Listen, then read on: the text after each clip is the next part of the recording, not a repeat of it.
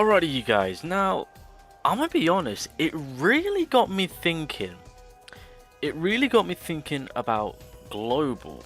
Now, as we all know, Global is taking things a lot more quicker in terms of releasing their characters a lot sooner, right? Because at the end of the day, the developers have openly stated that they want to catch up to JP, and obviously we've already seen, you know, 2 characters drop 3 days apart. We've had 3 characters drop within no way, technically no, yeah, we've had 4 characters drop within a span of a week. So it is clear as day. Now, the next biggest jump in terms of the big characters, aka limited characters, is going to be the half anniversary, and I've already stated that they are more than likely going to be releasing either in January and February. Even though that it's been stated that, you know, they're not going to be dropping in January, but subject to change, it's at that very moment saying that, okay, 50-50. It's a 50-50. But regardless, February is more than likely is when we could get them at the very latest, of course. Now, with the fact that the half anniversary characters are, you know, 1 to 2 months away, it then begins... you then have to beg the question, what's half anniversary? And if anything, with the pacing that they're going at and with how quick Global is going to be, here's the thing. I understand that we don't like it and we're all looking for that solution. I know what my solution is going to be. I'm starting a brand new fresh account. You know when? Half anniversary. You know why? Because it's going to be these 2 characters. Just to give you guys an idea on how broken these 2 characters are, I'm about to run.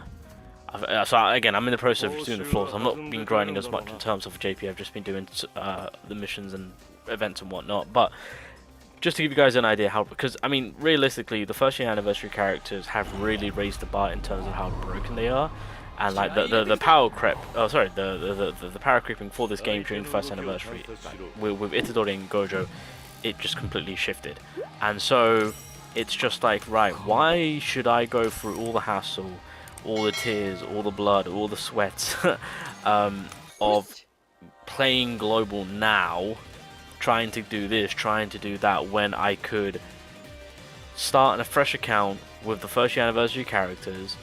The characters that I want will be in the general pool, aka like Megumi, Green Gojo, Momo, like they're all going to be in the general banners, right?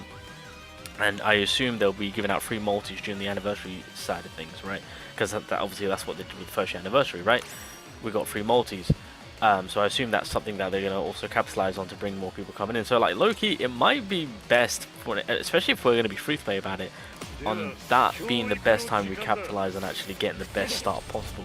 So that's so yeah, that really got me thinking, because I mean right now, you know, obviously we've got the half anniversary characters to look forward to. I know that a lot of people are saving, well, trying to save with whatever they can get their hands on, right? Like it's a very stressful time, let's be honest. It is a very stressful time. Yeah, and it just got me thinking, why am I making it so stressful on myself? Why not capitalize on what the developers are doing? I'll step back, I'll step away, right? And I'll wait for the half anniversary to be the first year anniversary content to release. That will then bring on 2 of the broken characters. Then obviously more free stuff will be given because the anniversary time, of course, or half anniversary time, and essentially we're maximizing the best possible start. Because not only that, I know some people will make the claim, well, what about Utah? Well, we've just seen that there is a part 2 happening, a rerun will happen, so we can maximize on that one. And at the end of the day, you got to also take into consideration with all the cubes we can refarm and have at the very beginning, to where, I mean, because you got to also keep in mind the game will also have the best quality of life updates in terms of having the pities and whatever, you know, basically the better changes and future better changes, of course, because, you know, as we're making our way to the half anniversary for Global, JP is still going to do his thing. So if changes do come about, that will be then to get added. So it really got me thinking, especially now with, like, you know, with these anniversary boys, and you know, the fact that, hold on a minute, we might be getting them a lot sooner than later. Yeah, the fact that it might be wise just to kind of stall your way, kind of float your way, just play the game, you know. At this point it doesn't really matter if your account gets absolutely crushed. Like, my main free-to-play account is completely, like, it's it's gone. Not as in like I've lost or anything like that, but like in terms of getting through content and whatnot, it's such a pain in the ass with how unlucky I've gotten, and you know, wasting 40,000 cubes down the drain and not pulling anything to show for it. It's just like, well, rip, right? And then of course with the one that I'm currently running, the broken one, that is still salvageable, but if I start fresh during the first year anniversary, I can kind of maximize the output whilst having the 40, 30k, 50k cubes that I can refarm that I've already wasted on the previous account, if that makes sense. So that's kind of where I'm at. That is kind of where I'm at right now for everything. Okay, hold on a minute. Let me just kind of drop this. I wasn't even paying attention. Did I do good? I did do good. Okay. I don't think there was any point of doing Yoga's ultimate there, but let's do the combination anyway. But yeah, just to give you guys a prime example of like these two, regardless of there's resistance at play, I mean, the combination between these two is just too disgusting. So like in a situation where we're trying to get through the floor, you know, I mean, keep in mind there's no rush. There's no rush through the floors. This is just a prime example of how broken these boys are. So we're just gonna do this, do that, do that. Yep, as per usual. I should have actually really saved that skill. So what was that, 260? And then 480. Gojo comes in, goes for a break, 341. Keep in mind this is huge resistance at play too, like huge resistance at play. Okay, so we'll drop this, drop that, drop that. Actually, you know what? We can chase ult here. Hopefully we can get it. Actually, maybe, hopefully, possibly. Let's see how this one plays out. Okay, boom, boom, boom. 467 or 467k, 428k. Gojo, this. I don't know if this will hit hard. Okay, yeah, it does. Okay, yeah, okay. That hit pretty hard. Not gonna lie, that hit fairly hard. Same as before. Just kind of get our ultimates at the ready, and then the process continues. I mean, what can he do? What can this boss do? He's on the verge of Itadori's back at it again. Itadori's back at it again.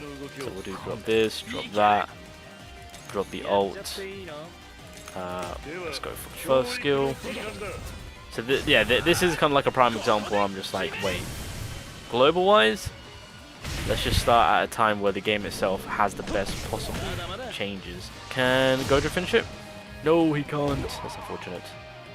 But you guys get the idea. You guys get the idea. Gojo, come back! Don't leave us. We need you. All right. Drop this, and that's all she wrote. There we go. Beautiful. Get all that drop going on, get that crit resistance down, and then Itadori, do your thing, my guy. Right? That's basically going to be the process. And we can just continue on and grind. And again, this is just kind of like a copy and paste. Just having Gojo drop the ult. I can fully, if I wanted to, run a buffer for Itadori and then just kind of nuke my way forward and have that consistency of double upping on the damage, and then that will then ultimately give me these materials, which I always forget about, to then get free dupe SSRs. Easy peasy. But yeah, with all the stress and all the torment that global is causing us, it really is pointless. If we just wait and make it so that, you know, when it comes to the game, if they want to be ×2 speed, we'll just put it in our favor. Take a step back.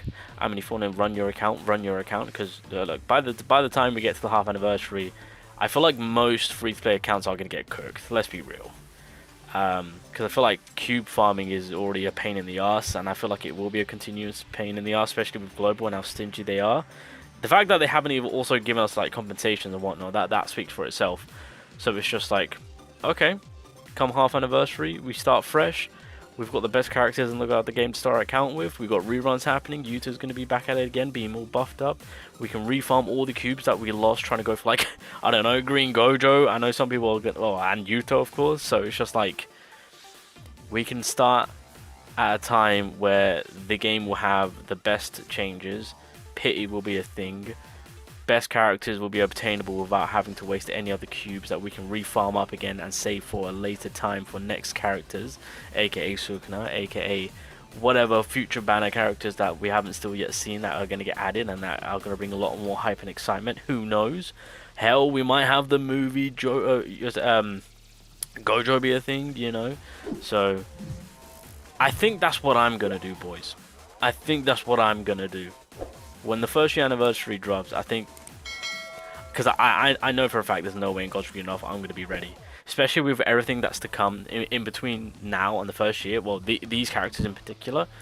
Yeah, I think starting fresh during this time, when all the changes, all the positive changes have come about, might be the best solution for us free-to-play peeps out there for the global side of things. So, what do you guys think?